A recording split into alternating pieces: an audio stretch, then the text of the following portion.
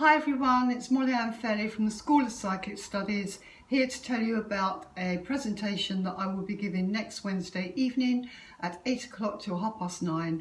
It's going to be a magic intention for you to increase your money.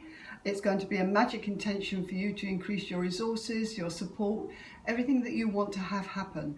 It's very specially fixed for Wednesday evening because that is one day after the new moon where we make new things happen within an 11-degree astrological cycle of doing this kind of magic intention. You will need £5. You will need either 7 green night lights or one big green candle.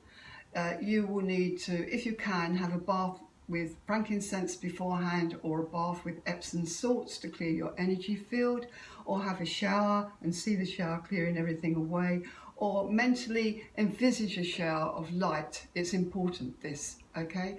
I'm trying to think if there's anything else I want to say to you. Don't think so. I think if you're going to come on this, can you please take it very seriously? When a group of people come together like this, it's massively powerful. So that is Wednesday, 3rd of July, 8 o'clock till 9:30, and it is a money magic evening. Okay, lots of love from Molly from the School of Psychic Studies, and I look forward to seeing you next Wednesday. Bye.